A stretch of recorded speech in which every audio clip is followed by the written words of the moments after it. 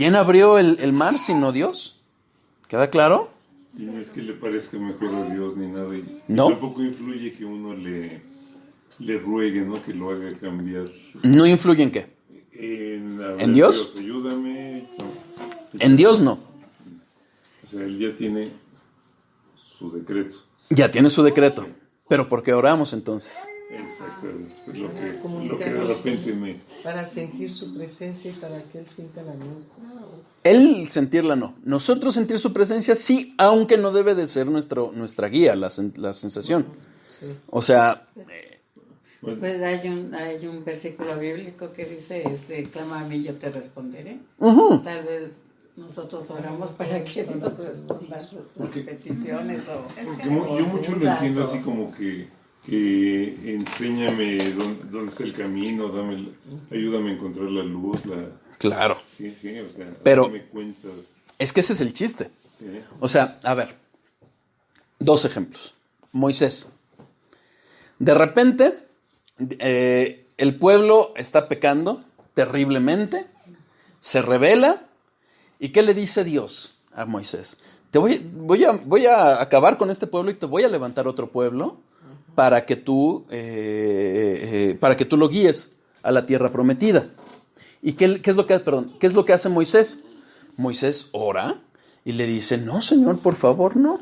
O sea, le intercede por ese pueblo. ¿Ok? ¿Y qué es lo que sucede con Dios? Moisés le dice, imagínate, ¿qué va a pasar? Van a decir los pueblos que tú sacaste ese pueblo de Egipto para matarlo en el desierto. Y Dios conserva al pueblo. ¿Vemos una respuesta de Dios? Sí. Y aquí podemos correr en 2 caminos. Uno, que puede decir, es que Moisés cambió el parecer de Dios. Si nosotros pensásemos eso, estaríamos pensando que Dios es mutable.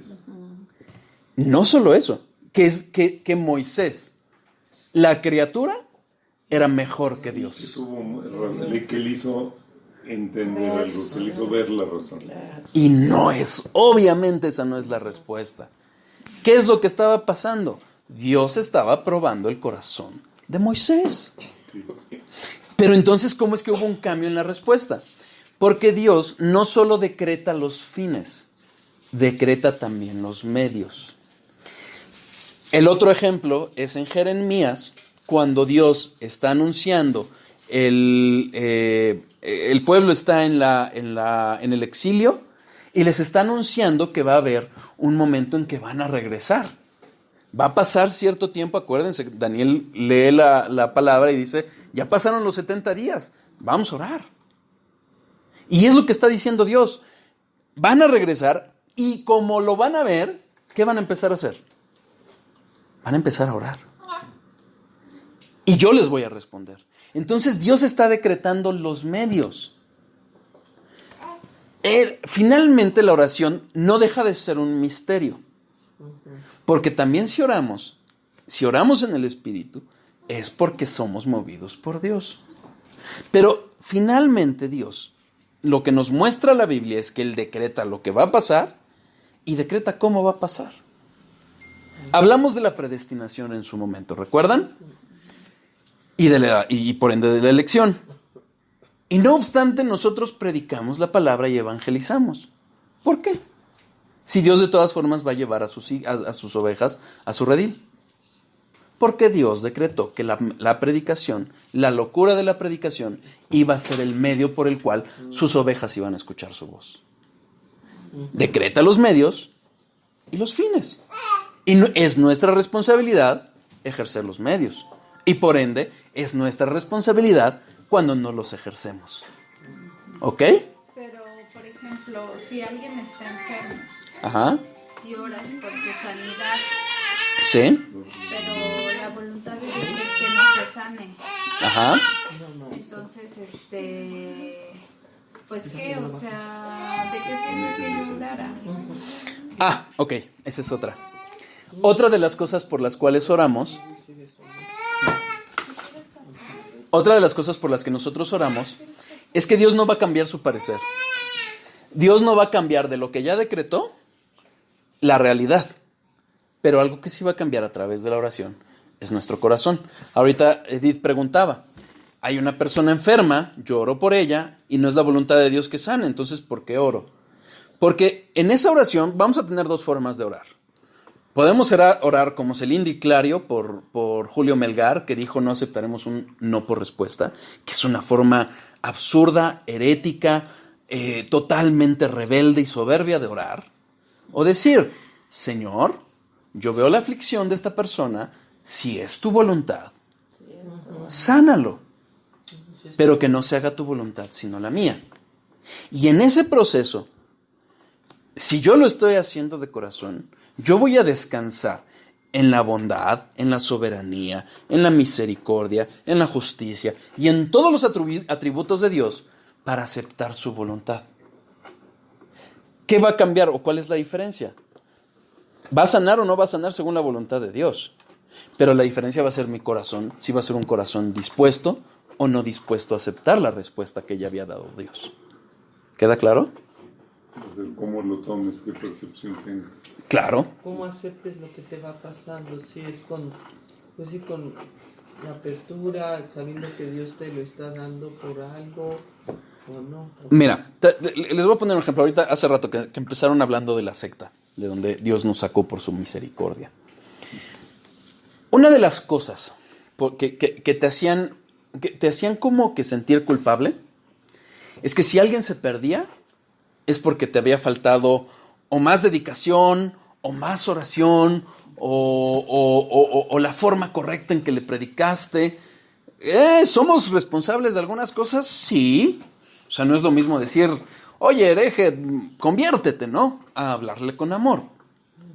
Pero la persona que se convierte por la voluntad de Dios, no por nosotros. Si nosotros predicamos, o sea, por ejemplo, si nosotros nos dedicamos y agarramos el púlpito, como hacían ellos, para hablar moralidad y hablar de exitología, o hablar de testimonios en lugar de hablar la palabra, pues claro que hay responsabilidad. Pero quien escucha, la oveja que responde a la palabra de Dios, es por la voluntad de Dios y por el poder de la palabra, no por nosotros. Entonces, ¿qué pasa hoy? Yo tengo, por ejemplo, pues toda mi familia es inconversa. Yo oro por ellos, yo les predico. Pero hoy descanso en la soberanía de Dios, de que Dios ha usado mi testimonio, mi predicación de la palabra hacia ellos, y si se salvan, gloria a Dios. Y si no se salvan, gloria a Dios. ¿Es duro? Sí. Pero estoy convencido que en la eternidad, cuando estemos con Dios y cuando veamos el destino de aquellos que se pierdan, le vamos a decir a Dios, Señor, tú tenías la razón. Porque Él es justo, su ira es santa. Y lo vamos a entender. Y lo vamos a aceptar. Entonces, esa oración va a traer un fruto en nosotros. ¿Ok? ¿No oras? Bueno, va a haber un problema ahí. Es tu responsabilidad. Quizás te endurezcas contra Dios. ¿Sí? ¿Quedó claro? Sí, o sea, la oración es más para nosotros. O sea, para que Dios trabaje en los que oramos. Sí, pero también para que se cumplan los fines, porque los decretó los medios. O sea, Pero solo cuando salgan bien las cosas. también cuando salgan mal. Porque es la voluntad de Dios. ¿O será que Dios ya sabía que íbamos a orar y entonces decretó que todo fuera de cierta forma? Porque sabía que lo íbamos a hacer. Exacto. Te voy a poner un ejemplo. Un tío. No voy a quemar a nadie por si alguien escucha esto. Pero un tío cerrado, ateo, intenté por varios momentos predicarle. Hay salvación en Cristo, hay salvación en Cristo. Y llegó el punto en que se volvió ofensivo. En forma de burla. Entonces llegó el momento que le dije, perdón, ya no le aviento perlas a los cerdos. Y hasta ahí me quedé. Oye, entonces, ¿qué pasó? ¿No cumplió su propósito? Claro que cumple el propósito de esa palabra. Porque si Dios no lo quiera, él no se arrepiente antes de morir, Dios le va a mostrar, aquí te predicó. Las oportunidades. aquí tuviste la palabra y tú me aborreciste. Toda la palabra va a tener un cumplimiento. No regresa la palabra de Dios vacía. Entonces, no es en vano. ¿Sí? Dios no hace las cosas por capricho. Entendámoslo bien. En el ejemplo de José, nos puede costar trabajo, por ejemplo, entender lo que pasó. Entender por qué fue lo que vivió, y lo podemos ver muy duro. Pero finalmente, después de todo lo que pasó, ¿qué es lo que sucede? Recibe a sus hermanos, no les recrimina. ¿Había Dios trabajado en su corazón? Sin duda. ¡Ey! Bájale. No, bájale. Calma. Entonces no es en vano la oración. No es en vano la oración. La oración tiene un fin y va a producir algo en nosotros, y también tiene un fin porque Dios ha decretado usarla como un medio. ¿Ok? ¿Vamos claros hasta ahí? Sí. ¿Dudas? No, está bien. ¿Sí? ¿Qué hay de la vida eterna? ¿El cielo y la tierra habrá tiempo? Les preguntaba. Y creo que todos manifestaban que no. ¿Se acuerdan? Y lo que podemos colegir de lo que nosotros conocemos de la palabra es que hay algo de tiempo en la eternidad, en la vida eterna, perdónenme. ¿Sí? ¿Por qué? Nosotros, al ser criaturas finitas, no vamos a dejar de ser criaturas, sino que nosotros experimentamos y experimentaremos acontecimientos sucesivos. Apocalipsis 21, 24 a 26, yo se los leo, o si quieren lo retomamos ahí. Dice la palabra de Dios: y las naciones que hubieren sido salvas andarán a la luz de ellas, y los reyes de la tierra traerán su gloria y honor a ellas. Versículo 26, y llevarán la gloria y la honra de las naciones a ella. Finalmente, esto aparece o pinta como acontecimientos que ocurren uno tras de otro. Si se acuerdan, cuando empezamos a hablar de la eternidad, hablamos del tiempo, y el tiempo enlazado con el movimiento. No hay tiempo sin movimiento, no hay movimiento sin tiempo. Es imposible entender una sin la otra. Entonces, si aquí hablamos de cuestiones sucesivas, pues habla de una idea de tiempo, que va a haber alguna especie de tiempo, quizás diferente a lo que lo conocemos, probablemente, pero va a haber tiempo.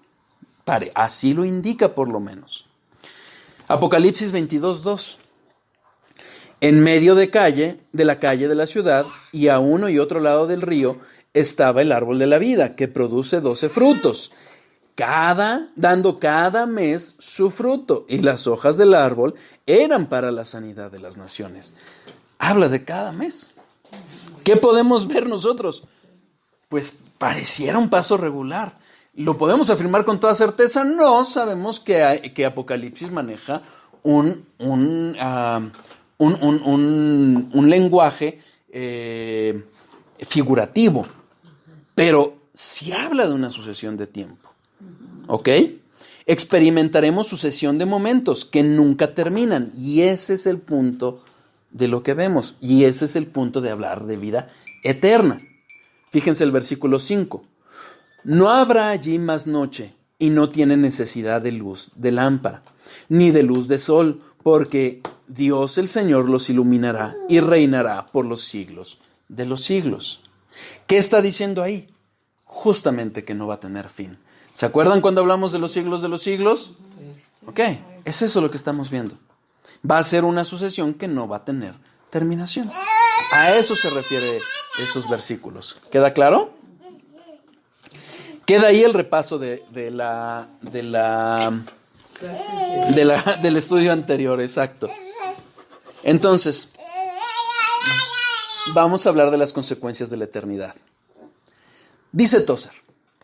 Ahora sí, ya vamos al paso normal, ahora sí vamos a retomar la lectura de la Biblia. Si pudiéramos lograr que la iglesia entera viera esta verdad y pudiéramos inducir a otros a predicar sobre esto, se elevaría notablemente el nivel espiritual de la iglesia. ¿Por qué? Porque nosotros vivimos en una temporalidad y tendemos a ver las cosas temporales. Que si trabajo, que si no trabajo,